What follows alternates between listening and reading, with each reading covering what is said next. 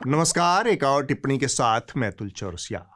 आज हम बात करेंगे तिहाड़ शिरोमणि और आज तक की, और साथ में बात होगी खबरिया चैनलों के 3 सीले हुए बिस्कुटों की। लेकिन पहले विस्तार से बात तिहाड़ शिरोमणि और आज तक की। कभी एसपी सिंह, राहुल देव, कमर वाहिद नकवी जैसे पत्रकारों की शाइस्तगी में टेलीविजन पत्रकारिता की बुनियाद रखने वाला आज तक आज रेडियो रवांडा बन चुका है। रेडियो स्टेशन RTLM का जिक्र यहाँ जरूरी है। यह एक निजी रेडियो स्टेशन था जो अपने यहाँ सामान्य तौर पर तूत्सियों के लिए कॉकरोच शब्द का इस्तेमाल करता था। जिस पल राष्ट्रपति हायबरीमाना की हत्या हुई, इस चैनल से सीधे सीधे तूत्सियों की हत्या की अपीलें की जाने लगी। अपने प्राइम टाइम पर यह नस्ली जहर से मुझे शो दिखाता है, मुसलमानों के खिलाफ भड़काने वाली खबरें चलाता है, आदिवासियों का अपमान करता है और बाकी समय में सत्ता की चापलूसी और विपक्ष पर हमले करता है। पिछले एक हफ्ते के दौरान अगर हम आज तक पर सुधीर चौधरी के नफरती शो का मुआयना करें तो चैनल खुलेआम कह रहा है कि भारत के लोगों को एक मुसलमान को बिग बॉस का विजेता नहीं बनाना चाहिए। और अब यह भारत के मशहूर और विवादित रियलिटी शो बिग बॉस का विजेता बन गया है और इसे जिताने वाले लोग किसी और देश के नहीं हैं, बल्कि हमारे ही देश भारत के लोग हैं। और इनमें से हजारों लाखों दर्शक जिन्होंने इसे वोट दिया है वो हिंदू धर्म को मानने वाले लोग ही हैं। वो हिंदू धर्म को मानने वाले लोग ही हैं। और अगर भारतीयों ने यह काम किया है तो आज तक और तिहाड़ शिरोमणि का मानना है कि इस समय में देश के लिए यही सबसे बड़ी चिंता की बात है कि भारत के लोग एक मुसलमान को वोट दे रहे हैं। कि हमारे देश के लोग हर बार कैसे हमें भी हैरान कर देते हैं और कई बार हमारे देश में कुछ ऐसी चीजें होती हैं जो चिंता में डालने वाली होती हैं और आज भी कुछ चिंताजनक खबरें आई हैं। दरअसल मुनव्वर फारूकी के बिग बॉस का विजेता बनने के बाद एक बार फिर से उसी भूत को डब्बे से बाहर निकाला जा रहा है कि उसने हिंदू देवी देवताओं का अपमान किया। वह सीरियल ऑफेंडर है, वह बिग बॉस कैसे जीत गया? मुनव्वर फारूकी एक विवादित स्टैंड अप कॉमेडियन है जिसने अपने करियर की शुरुआत हिंदू धर्म और भगवान राम का अपमान करने के साथ की थी और फिर यही काम करते करते वो मशहूर हो गया, खबरों में रहने लगा, हेडलाइंस में आ गया, विवादों में आ गया और फिर बिग बॉस में आया और इस देश के लोगों ने उसे जिता भी दिया। यह खबर पूरी तरह से मिसलीडिंग और भड़काऊ है। सही खबर जानना आपका अधिकार है। मुनव्वर फारूकी को इंदौर पुलिस ने साल 2021 में गिरफ्तार किया था। वह गिरफ्तारी एक भाजपा कार्यकर्ता की शिकायत पर की गई और वह भाजपा कार्यकर्ता स्थानीय भाजपा MLA का बेटा था, नाम एकलव्य गौड़। उस मामले में सुप्रीम कोर्ट ने 37 दिनों के बाद फारूकी को जमानत दे दी थी। बचाव पक्ष ने दलील दी थी कि पुलिस कोई चार्जशीट या फिर सबूत पेश नहीं कर पाई है, यानी सिर्फ एक राजनीतिक कार्यकर्ता की शिकायत के आधार पर बिना किसी सबूत के पुलिस ने मुनव्वर को गिरफ्तार कर लिया था। इस दलील को वैध मानकर सुप्रीम कोर्ट ने फारूकी को अंतरिम जमानत दे दी। आज 3 साल बाद आपको इस तरह से भरमाया और भड़काया जा रहा है कि वह किसी अपराध में जेल जा चुका है। इस केस के बारे में थोड़ा और जान लीजिए। आज हम साल 2024 में पहुंच गए हैं। इंदौर पुलिस मुनव्वर के मामले में अभी तक कोई चार्जशीट दाखिल नहीं कर पाई है। इतना ही नहीं, गिरफ्तारी के वक्त देवी देवताओं के अपमान का सबूत होने का दावा करने वाला भाजपा कार्यकर्ता एकलव्य सिंह आज तक एक भी सबूत देने में असफल रहा है। फारूकी की गिरफ्तारी पुलिस और भाजपा की कुटिल मिलीभगत कर एक समुदाय विशेष को निशाना बनाने का नतीजा है। आज तक और तिहाड़ शिरोमणि चौधरी जैसे एंकर इस मिलीभगत का हिस्सा हैं। आप देखिए कैसे एक सबूतहीन मामले में लोगों को हिंसक तरीके से भड़काया जा रहा है। जिस स्टैंड अप कॉमेडियन को वर्ष 2021 में हिंदू धर्म और भगवान श्री राम का अपमान करने के लिए मध्य प्रदेश की पुलिस ने गिरफ्तार किया था, उस अपमान को भारत के लोग सिर्फ 3 वर्षों में भूल गए। फारूकी पर हाथ साफ करने की आड़ में तिहाड़ शिरोमणि ने भारत की 140 करोड़ जनता को भी गरिया दिया। इसने सीधा बोल दिया कि अगर आपने फारूकी को जिताया है तो यह शो फारूकी पर नहीं बल्कि आपके ऊपर है, और आपने साबित कर दिया है कि आपसे बड़ा मूर्ख, जाहिल, अनपढ़ कोई नहीं है। यह खबर मुनव्वर फारूकी के बारे में नहीं है, यह खबर आपके बारे में है। यह खबर इस देश की जनता के बारे में है। यह खबर इस देश की जनता की सोच के बारे में है। हमारे देश के लोग क्या सोचते हैं, कैसे व्यवहार करते हैं, अपना वोट किसे देते हैं, ये उनके बारे में है। यह आदमी भयानक किस्म का लूजर है। इसे लगता है कि यह जिसके चरण चाटता है बाकी जनता भी उसे ही वोट देने को बाध्य है। बताइए, यह दिन आ गया है जब आपको अपना वोट 100 करोड़ उगाही करने वाले भ्रष्ट अनैतिक व्यक्ति की सलाह पर देना पड़े। ये वही चौधरी है जिसने दिल्ली में भाजपा की हार और आम आदमी पार्टी की जीत पर दिल्ली की जनता को मुफ्तखोर बोला था। इसकी कुंठाओं का कोई किनारा नहीं है। दिल्ली की जनता को न तो बालाकोट एयर स्ट्राइक से कोई लेना देना है, न राम मंदिर से कोई मतलब है, न कश्मीर की धारा 370 से उसे कोई लेना देना है, न ही उसे देश के टूट जाने की कोई चिंता है। जब हम वोट डालेंगे तो वोट इस चीज पर डालेंगे कि मुफ्त में कौन कौन सी चीज कहां पर लगी हुई है। जब हम वोट डालेंगे तो हमें यह देखना है कि सेल कहां पर लगी हुई है। यह तो खैर मुसलमानों की बात हुई। बहुत से लोग कहेंगे इसमें क्या बुराई है, मुसलमानों को तो इस देश में कुछ भी कहने सुनने की छूट है, क्या फर्क पड़ता है। लेकिन तिहाड़ शिरोमणि और आज तक यहीं पर नहीं रुके। नफरत का बीज विषबेल बनकर इनके दिमागों पर कब्जा कर चुका है। दिमागी सड़न पूरे शरीर को बीमार कर चुकी है। मसलन अभी ईडी ने हेमंत सोरेन को गिरफ्तार किया है और उनके खिलाफ कितना गंभीर मामला है, कितना भ्रष्टाचार है, कितना राजनीतिक बदले की भावना है, ये सब कुछ साबित होना अभी बाकी है। लेकिन चापलूसी के कीर्तिमान बना रहे तिहाड़ शिरोमणि ने सीधा पूछ लिया कि कितने हजार करोड़ का घोटाला हेमंत सोरेन ने किया है। और मुनीश, आपसे बस हम इतना जानना चाहेंगे कि हेमंत सोरेन ने कुल मिलाकर कितने का घोटाला किया होगा। मैं बस इतना जानना चाहता हूं कि घोटाला जो हुआ है कम से कम हजारों करोड़ का तो होगा। इतना तो आप कह ही सकते हैं कि हजारों में होगा। जो अमाउंट है, फिगर है, हजारों करोड़ में होगा। भाड़ में गई जांच और भाड़ में गई न्याय प्रक्रिया। हम तो आज इसी शो में हेमंत सोरेन को फांसी पर चढ़ा देंगे। न तो इनकी न इस चैनल की हैसियत है कि वो भ्रष्टाचार से मुक्त पतित पावनी गंगा में नहा रहे इन महाशय से यही सवाल कर सके या इनके ऊपर एक शो भी बना सकें। सबसे दिलचस्प बात यह है कि इस पूरे घटनाक्रम में अजीत पवार ने एक नया रिकॉर्ड बना दिया है और यह रिकॉर्ड है सबसे ज्यादा बार उप मुख्यमंत्री बनने का।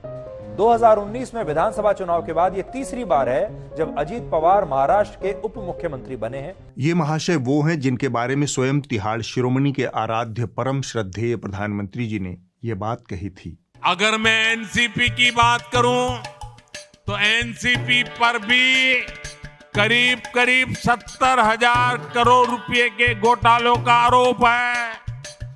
महाराष्ट्र स्टेट कोऑपरेटिव बैंक घोटाला, महाराष्ट्र सिंचाई घोटाला, अवैध खनन घोटाला, इनकी लिस्ट भी बहुत लंबी है। और एक हफ्ते बाद ही प्रधानमंत्री उनसे फूलों का गुलदस्ता ले रहे थे। शिरोमणि को क्या कहें, अंधाधुंध दरबार मां गधा खाएं पंजीरी, इसके आगे की बात जानना आपके लिए है जरूरी। 100 करोड़ की उगाही करने वाले शिरोमणि अपने नैतिक उपदेश की पाठशाला में बता रहे हैं कि कैसे एक आदिवासी शान शौकत की जिंदगी जीता है। असल में सोरेन परिवार में आदिवासियों जैसा कुछ भी नहीं है। सोरेन परिवार एक शानदार लाइफस्टाइल जीता है। सोरेन परिवार को अगर आप देखेंगे, खास तौर पर हेमंत सोरेन को देखेंगे, तो आपको आदिवासियों वाला वो टच आपको दिखाई ही नहीं देगा।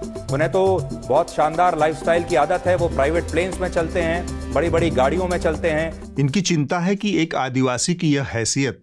अब मैं आपको वह सब नहीं बताऊंगा कि एक ही चैनल को 2 बार बाजार में बोली लगाकर बिकवाने की एवज में किसको कितना कमीशन मिलता है। मुझे यह नहीं पता कि एक चिटफंडिया मालिक के हाथों चैनल को बिकवाकर कितना कमीशन कमाया जा सकता है। इसके लिए आपको थोड़ा सा गूगल करना होगा। नहीं पता चले तो मुझसे पूछ लीजिएगा। शिरोमणि जिस तरह से सोरेन की सैलरी का हिसाब किताब लगा रहे हैं, मैं उस तरह से शिरोमणि की सैलरी का हिसाब किताब भी नहीं लगाने जा रहा कि आखिर किस ईमानदारी की कमाई से एक अदना सा एंकर BMW जैसी कारों में चलता है, खान मार्केट में शॉपिंग करता है। मुझे यह सब पूछने का हक नहीं है क्योंकि यह उनकी निजी जिंदगी है। मैं तो बस ये पूछना चाहता हूं कि जिस बेशर्मी से एक आदिवासी नेता के जीवन पर कीचड़ उछाला जा रहा है, क्या उतना ही साहस एक फकीर की फकीराना जिंदगी पर सवाल उठाने का भी है?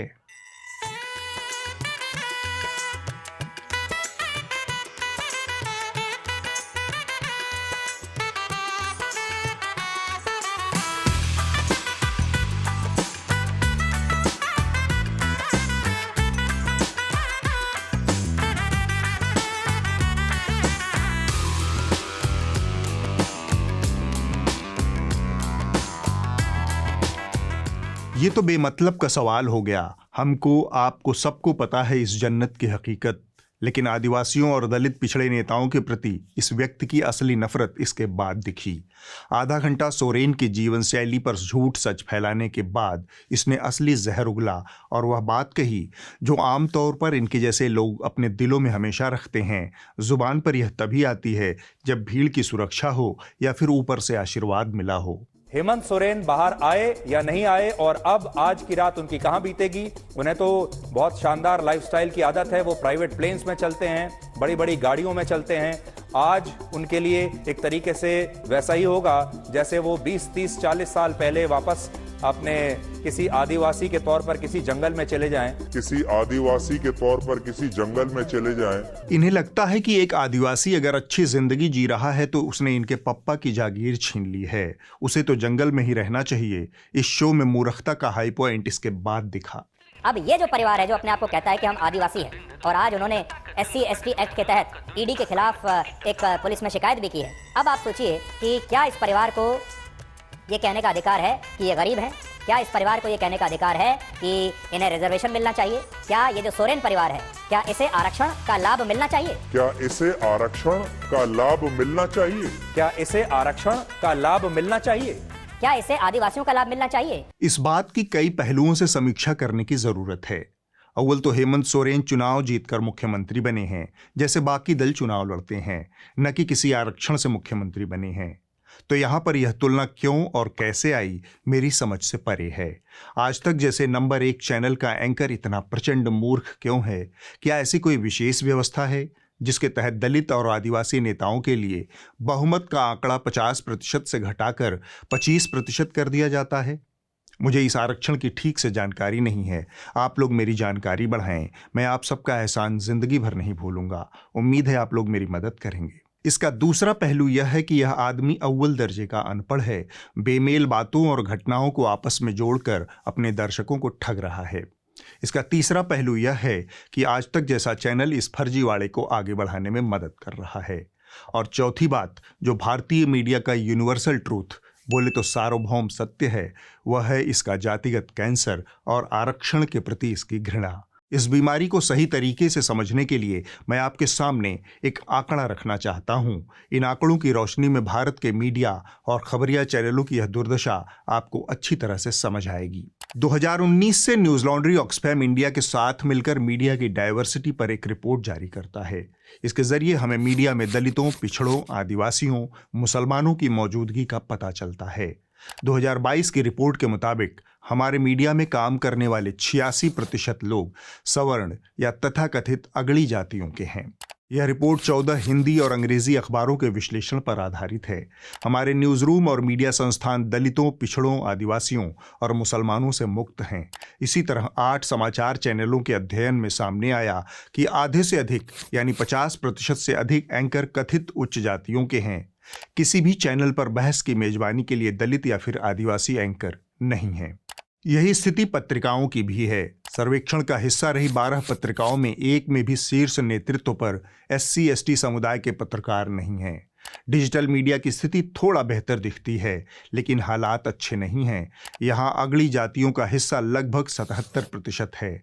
यहाँ OBC और दलितों का थोड़ा बहुत प्रतिनिधित्व दिखता है।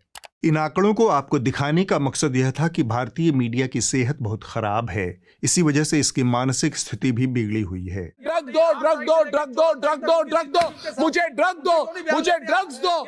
और इसी वजह से तिहाड़ से लौटे लोगों को भी लगता है कि वो सिर उठाकर दलितों और आदिवासियों को जो चाहे कह सकते हैं, बस दिल्ली दरबार में चरण चाटते रहें। मुझे पता है आप सबको मीडिया के सीले हुए बिस्कुटों के बारे में जानने की बेचैनी हो रही है, बताऊंगा। लेकिन पहले एक छोटा सा क्षेपक या लघु कथा। कहानी का शीर्षक है भारत माता और संविधान। भारत माता बहुत दिनों से कुछ ढूंढ रही थी, पर उन्हें वह मिल नहीं रहा था। उनकी यह तलाश उन्हें संसद से न्यायालय, न्यायालय से मीडिया, मीडिया से कोतवाली तक लेकर गई, मगर वह खाली हाथ ही रही। इस असफलता से वह कुछ मायूस भी हो जाती, मगर जब कभी फुटपाथ पर सोते लोगों को देखती, जब कभी किसानों को मरते देखती, तब वो नए सिरे से अपनी तलाश में लग जाती। वही ढूंढते हुए एक दिन वह बाजार पहुंची। उन्हें हिंदुस्तान किताब भंडार दिखा। वह दुकान के अंदर चली गई और दुकानदार से पूछा, संविधान है क्या? दुकानदार ने बेरुखी से कहा, नहीं। भारत माता ने कहा, रखनी तो चाहिए। दुकानदार दोगुनी बेरुखी से बोला, डिमांड ही नहीं है, क्या करें। भारत माता बोली, अरे मुझे तो लगा कि इन दिनों सबसे ज्यादा मांग इसी की होनी चाहिए। दुकानदार अब जाकर गंभीर हुआ। उसने भारत माता को गौर से देखा और प्यार से बोला, ऐसा है माता जी, आजकल धार्मिक किताबों की मांग है, वो चाहिए तो बोलो, वरना आगे बढ़ो। भारत माता बिना कुछ बोले दुकान से निकल गईं। कदम थक रहे थे, थोड़ा ही आगे बढ़ी कि भारत पुस्तक केंद्र दिख गया। काफी बड़ी दुकान थी। वह तेजी से अंदर घुसी और दुकानदार से झिझकते हुए सवाल किया, भारत वाली किताब है क्या? दुकानदार अतिरिक्त समझदारी दिखाते हुए बोला, अच्छा वो अभी देता हूं। यह कहकर उसने रैक से बंच ऑफ थॉट निकालकर पकड़ा दी। नाम देखते ही भारत माता ने हाथ खींच लिया और बोली, ये नहीं, भारत के लोगों वाली किताब। दुकानदार फिर से समझदारी दिखाते हुए अंदर गया और वापस रामचरितमानस लेकर लौटा। यह देखकर भारत माता ने सिर पकड़ लिया। अब की बार उन्होंने सीधे कहा, भारत का संविधान है। भारत माता की फरमाइश से दुकानदार चौंका, धीरे से ना में सिर हिलाया। भारत माता मायूस होकर जाने लगी। तभी दुकानदार ने उनसे रुकने का इसरार किया। जरा रुकिए, यह बोहनी का समय है, देखता हूं। यह कहकर दुकानदार फिर से अंदर गया। थोड़ी देर बाद लौटा। भारत माता ने देखा वह संविधान की एक प्रति झाड़ते हुए लिए आ रहा था। यह देखकर भारत माता प्रफुल्लित हुई। दुकानदार संविधान को काउंटर पर रखते हुए बोला, यह लीजिए, काफी मेहनत करवाई आपने। भारत माता ने खुशी खुशी संविधान को ऐसे उठाया जैसे नवप्रसूता अपने नवजात को उठाती है। वह तेजी से उसके पन्ने पलटने लगी। पन्ने पलटते पलटते अचानक वह रुक गई। गंभीर स्वर में बोली, इसे तो चूहों ने कुतर दिया है। दुकानदार बोला, फिलहाल तो संविधान का यही संस्करण उपलब्ध है, चाहिए तो लीजिए, वरना भविष्य में हो सकता है चूहे इसे पूरी तरह कुतर डालें। भारत माता संविधान को झोले में रखकर उसी तरह निकल गई जैसे कोई फकीर अपना झोला लेकर निकल पड़ता है। कथा समाप्त हुई। अब हम खबरिया चैनलों के उन 3 सीले हुए बिस्कुटों की बात करेंगे। उनके नाम बताऊं इससे बेहतर है कि आप उनकी सूरतें देख लीजिए। सीले हुए बिस्कुट यानी जिनके व्यक्तित्व का कुरकुरापन खत्म हो चुका हो, लिजलिजापन ही स्थायी चरित्र बन गया हो, कब कहां से लुर्र की तरह टूट पड़े आप कह नहीं सकते। अस्तित्व की समाप्ति का सर्वनाम है ये सीले हुए बिस्कुट। सीले हुए बिस्कुट यानी जीवन से स्वाद का लोप हो जाना, जिसे देखकर लोग मुंह बिचका दें, बेस्वाद होने का ऐलान कर दें। जीवन का मकसद शून्य हो जाने का प्रतीक हैं सीले हुए बिस्कुट। इस मौके पर आप उन असंख्य सीले हुए बिस्कुटों को याद कर लें जिन्होंने चाय की प्यालियों में अपना जीवन समाप्त कर लिया। आप कह सकते हैं जीवन के अंत की मुनादी हैं सीले हुए बिस्कुट। आकर्षण की सारी संभावनाएं शून्य हो जाने का पर्यायवाची भी हैं सीले हुए बिस्कुट। ऐसे सीले हुए बिस्कुटों के प्रति किसी का राग या अनुराग नहीं रह जाता, उनके प्रति मोह खत्म हो जाता है। ये सारी उपमाएं खबरिया चैनलों के इन 3 सीले हुए बिस्कुटों पर प्रतिमाओं की तरह गढ़ी जा सकती हैं। आप इनकी होपलेस कवरेज देख लीजिए। कल्पना कीजिए, आपका परिवार अपने घर में 500 वर्षों से रहता है, बिना किसी दिक्कत, बिना किसी परेशानी। फिर एक दिन आपके घर में कोई गुंडा या बाहरी व्यक्ति घुसा है। गुंडा कह रहा हूँ, समझ लीजिए किसको। यानी मुस्लिम पक्ष हर प्रयास कर रहा है कि कैसे ये पूजा रुकवा दे। अब रुकेगा, पूजा हो गई बॉस, अब क्या। इस देश के अंदर एक नुपुर शर्मा थी जिसने कुछ खराब शब्द बोले एक विशेष धर्म के लिए, तो वो छुप कर बैठी है अपने घर में और वो बाहर नहीं निकल सकती, उसको पुलिस प्रोटेक्शन चाहिए। एक मुनव्वर फारूकी था जिसने प्रभु राम के बारे में क्या कुछ कहा था, वो एक बड़ा प्रोग्राम जीत गया, कितने हजारों की भीड़ उधर आ गई। तो अब सेकुलरिज्म क्या है, ये 2 चीजें उसको बहुत अच्छे से दर्शाती हैं। और आज कोर्ट के आदेश के बाद ताला उतर गया तो इनको समझ में नहीं आ रहा कि कैसे हो गया। अरे बॉस, कभी नहीं समझ में आएगा। जो नहीं समझना चाहता है ना, उसको सब देख के भी नहीं समझ में आता। इनकी जिंदगियों से या तो रोशनी जा चुकी है या फिर खोपड़ी से मगज जा चुका है। हफ्ते बीत गए, महीने आ गए, महीने बीते बरस हो गए। साल दर साल ये तीनों एक व्यक्ति की चरण वंदना में लीन हैं, एक ही समुदाय के खिलाफ जहर उगलने में व्यस्त हैं, एक ही विपक्ष पर पिले हुए हैं। गुरुत्व की इस अवस्था को प्राप्त करने के लिए व्यक्ति का अंदर से पूरी तरह सील जाना जरूरी है। बिल्कुल सीले हुए बिस्कुटों की तरह, खड़ा हुए नहीं कि टप से टपक गए, जिनसे किसी को कोई उम्मीद नहीं रह जाती है, न स्वाद की, न आत्मा की, न तृप्ति की। अस्तित्व समाप्त हो जाने की मुनादी हैं खबरिया चैनल के ये तीनों सीले हुए बिस्कुट। यह दौर इन सीले हुए बिस्कुटों के लिए भी याद रखा जाएगा। सब याद रखा जाएगा, सब कुछ याद रखा जाएगा। लगे हाथ थोड़ी बात ईडी की हो जाए। इनडायरेक्ट अलायंस विद सरकार बहादुर। इंडिया गठबंधन का जोड़ पूरी तरह बन नहीं पाया है, लेकिन ईडी के साथ सरकार का इनडायरेक्ट गठजोड़ फेविकोल के जोड़ की तरह पक्का दिख रहा है। राम मंदिर की प्राण प्रतिष्ठा और बिहार में सत्ता कब्जाने के बाद ऐसा लग रहा है कि ईडी को विपक्ष के खिलाफ खुला छोड़ दिया गया है।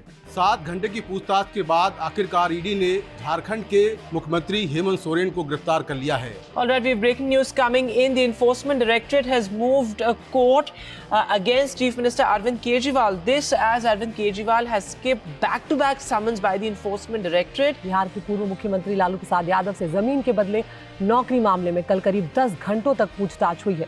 ये पूछताछ पटना के ईडी जोनल दफ्तर में सुबह 11 बजे से शुरू हुई और रात 9 बजे तक चली। हरियाणा के पूर्व मुख्यमंत्री भूपेंद्र हुड्डा से जुड़ी बड़ी खबर है। आज एक बार फिर से ईडी हरियाणा के पूर्व सीएम से पूछताछ कर रही है। हुड्डा ने दिल्ली में ईडी मुख्यालय पर मानेसर लैंड डील के मामले में पूछताछ हो रही है। ईडी का एक तरफा सिर्फ विपक्ष के खिलाफ इस्तेमाल करने में सरकार को कोई संकोच नहीं है। ऐसा क्यों है? इसका एक जवाब मीडिया से जुड़ता है। जिस देश का मीडिया सरकार से सीधे और कड़े सवाल पूछना बंद कर देता है, वहाँ सरकारें निरंकुश होकर इसी तरह से मनमानी कार्रवाइयाँ करती हैं। ईडी, सीबीआई जैसी केंद्रीय एजेंसियों का इस्तेमाल राजनीतिक विरोधियों की बाह मरोड़ने, उन्हें ब्लैकमेल करने में किया जाता है, क्योंकि मीडिया अपना काम भूल चुका है। यह भारत की पत्रकारिता के लिए भी अहम मोड़ है। यहाँ ऐसे मीडिया संस्थान की ज़रूरत है जो सत्ता से, सरकारों से सवाल कर सकें, उनकी जवाबदेही तय कर सकें। दुर्भाग्य से सरकार के विज्ञापन पर निर्भर मीडिया यह काम नहीं कर सकता। न्यूज़ लॉन्ड्री वह विकल्प हो सकता है। हम किसी तरह का विज्ञापन न तो सरकारों से लेते हैं, न कॉरपोरेशन से लेते हैं। हमारा सहारा सिर्फ हमारे सब्सक्राइबर हैं। मीडिया की कमान जब तक आपके हाथ में नहीं होगी, तब तक यह सरकारों से सवाल नहीं पूछ पाएगा। न्यूज़ लॉन्ड्री को सब्सक्राइब करें और गर्व से कहें, मेरे खर्च पर आज़ाद हैं खबरें। अब आप इस हफ्ते की रिपोर्ट देख लीजिए। जो कही जा रही थी बातें कि अंदर में भी सोशल डिस्टेंसिंग का ख्याल रखा जाएगा। ट्रेनें तो खुल दी हैं, लेकिन कैसे स्टेशन पर thousands of the migrants workers in different groups walking। इस हफ्ते की रिपोर्ट द वायर से है, जिसे जीशान कास्कर ने आप तक पहुंचाया है। यह रिपोर्ट दिल्ली के मेहरौली इलाके में डीडीए द्वारा ध्वस्त कर दी गई एक 600 साल पुरानी मस्जिद और उससे जुड़े मदरसे की है। डीडीए के अधिकारियों ने रात अंधेरे दिल्ली के संजय वन में मौजूद 600 साल पुरानी मस्जिद को ध्वस्त कर रातों रात सारा मलबा हटा दिया। सुबह पहुंचे लोगों को सिर्फ सपाट मैदान और भारी पुलिस बंदोबस्त मिला। दरअसल अभी मैं जहाँ पे खड़ा हूँ वो बिल्कुल संजय वन से सटा हुआ इलाका है मेहरौली का। यहाँ पर एक 700 साल पुरानी मस्जिद, ऐसा क्लेम किया गया है कि 700 साल पुरानी मस्जिद को डीडीए की तरफ से तोड़ा गया। साथ ही साथ यहाँ पर एक मदरसा था, यहाँ पर कुछ 22-23 बच्चे उस मदरसे में पढ़ते थे। ये सारे बच्चे रात के अंधेरे में इमाम साहब के साथ जब मदरसे में सोए हुए थे 5 बजे, तब कुछ पुलिस वाले डीडीए के अफसर आते हैं और ये 3 स्ट्रक्चर्स डिमोलिश करते हैं। साथ ही साथ बगल में एक छोटा सा मंदिर भी था जो कि वाल्मीकि मंदिर था, जो भी कुछ 35-40 साल पुराना था, उसको भी डिमोलिश किया गया। कुरान शरीफ उठाने का भी मौका नहीं दिया। वो कुरान शरीफ मलबे के अंदर दाब दे गए। 20 से 25 बच्चे थे हमारे पास जो पढ़ते थे। कुछ बच्चे घर चले गए और कुछ बच्चे बाकी हैं। इतना तो नहीं करना चाहिए कि किसी बच्चे के भविष्य खराब कर रहे हो, किसी स्कूल को तोड़ रहे हो, किसी मदरसे को तोड़ रहे हो। ऐसा तो नहीं होना चाहिए, ऐसा तो कोई कानून नहीं कहता है। अगले हफ्ते होगी एक और टिप्पणी। नमस्कार।